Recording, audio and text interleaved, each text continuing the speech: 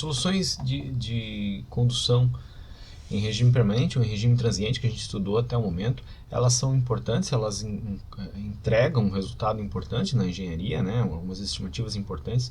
No entanto, elas são, de certa forma, limitadas apenas a problemas com geometrias bem definidas, com condições de contorno bem definidas, tá bem?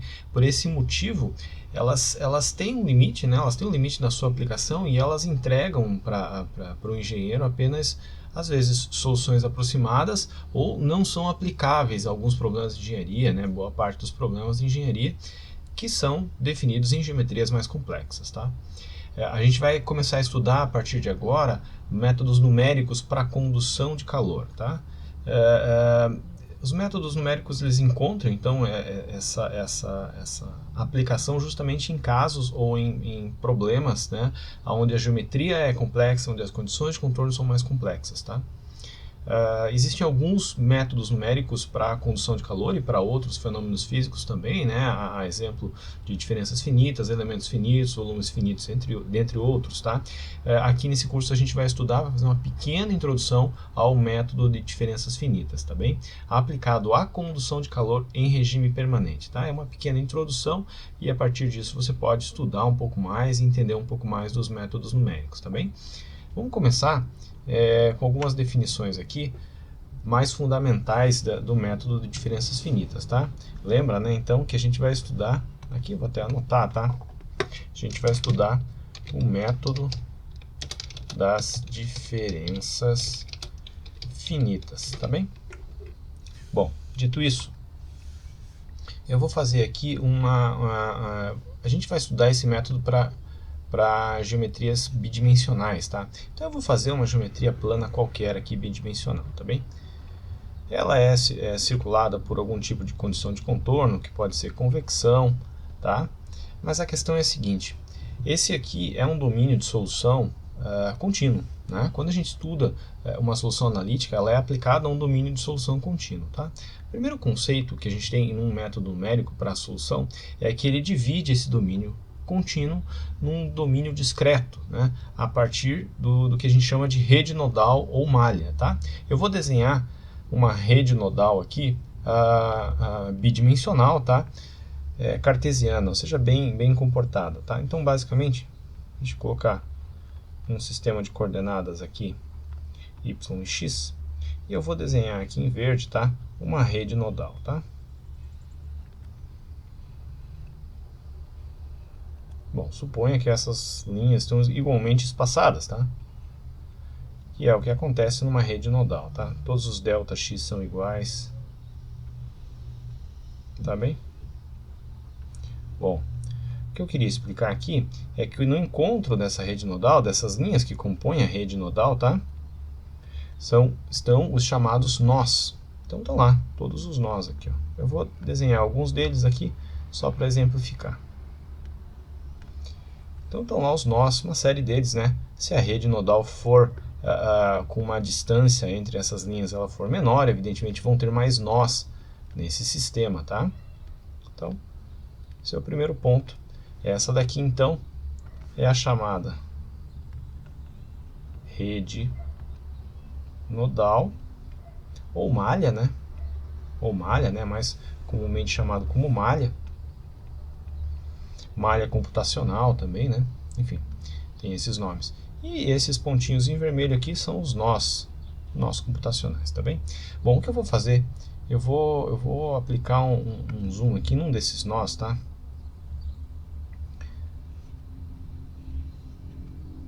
Vou aumentar, a gente vai ver ele aqui numa escala um pouco aumentada, tá bem? Então, o que a gente tem nesse nó aqui, tá? A gente tem, não vou desenhar em pontilhado, vou desenhar contínuo mesmo, tá? Só para mostrar que aqui é a malha, né? Então a gente tem essa malha, né? Tá? E a gente tem essas linhas adjacentes aqui que formam a malha, né? Aqui desse lado também e desse lado também, tá? No centro a gente tem os nós. Vou desenhar alguns deles aqui para exemplificar, tá bem? Aqui, aqui, aqui. Bom, esse nó central,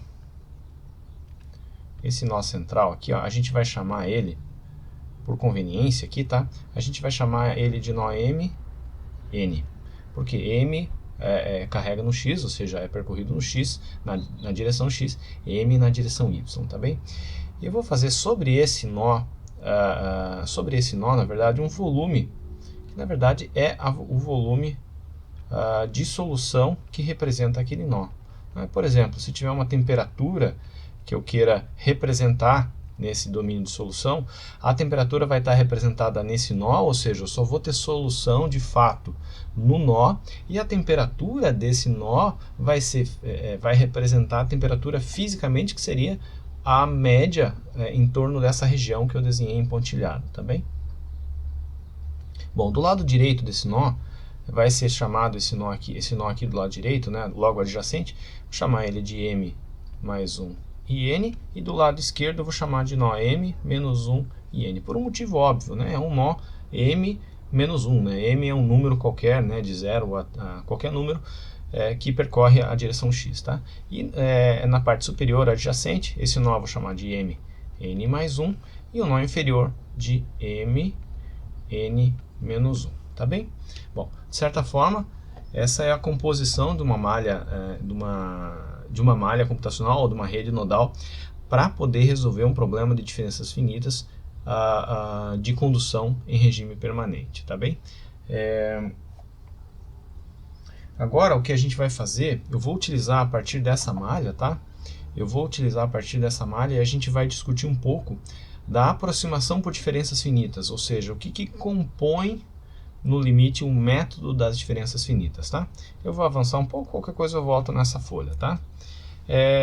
Imagina a seguinte situação, né? Eu vou desenhar aqui na direção X, eu vou desenhar algumas linhas que representam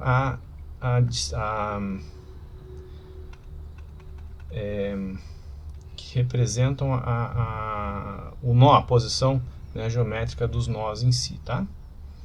Então eu vou chamar aqui essas linhas, tá?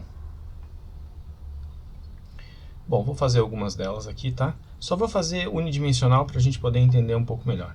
Então suponha aqui, ó, que essa linha representa, né, a linha M, tá? Essa linha na direita aqui é a linha M mais 1, e essa linha na esquerda é a linha M menos 1, tá?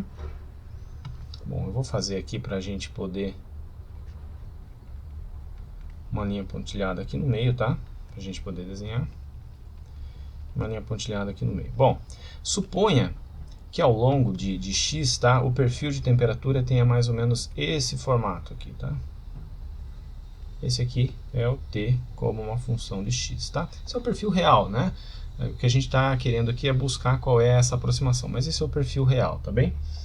Bom, suponha que nesse perfil real, então, o valor da temperatura no nó M seja esse, né? Temperatura no nó M seja esse.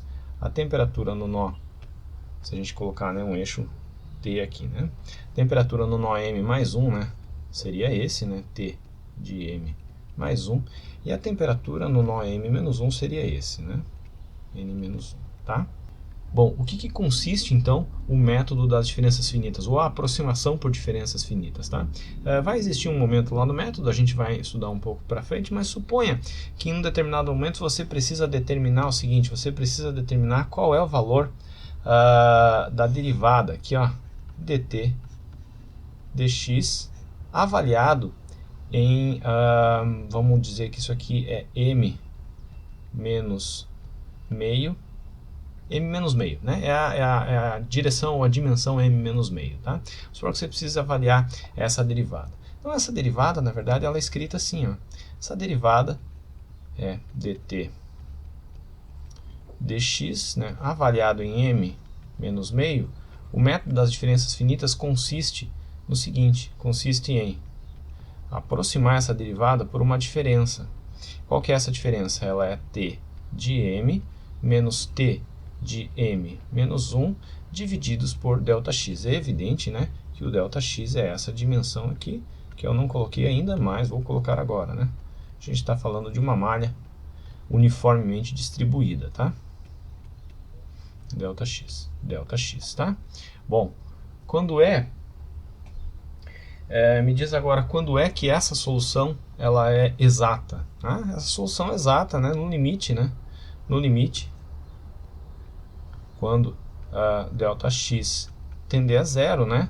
O t de m menos t de m menos 1 sobre ΔX, isso aqui é igual a dt dx. Isso aqui, então, quando o ΔX tende a zero, né? O ΔX tende a zero, essa equação ela é exata, né? Ou seja, nesse momento ela é uma aproximação. E aqui você já pode começar a ver que essa diferença, ou essa aproximação por diferença finita, ela é dependente da malha, né? É uma aproximação dependente da malha. Por quê? Porque quanto menor for o ΔX, mais exata é essa aproximação, mais exato é um método numérico, né? Quanto maior for o ΔX, ou seja, menos malha computacional você tiver, menos nós você tiver para resolver, mais imprecisa vai ser sua solução, justamente pela imprecisão da aproximação da derivada por uma diferença finita de temperaturas, tá? Então essa basicamente consiste, né, o método das diferenças finitas, tá bem? A gente vai utilizar esse método e essa aproximação, tá? Que a gente avaliou aqui na derivada, né? A gente vai utilizar esse método e essa aproximação para deduzir as equações de diferenças finitas que são aplicadas nos diferentes nós, tá bem? A gente vai fazer isso aí nos próximos vídeos, ok?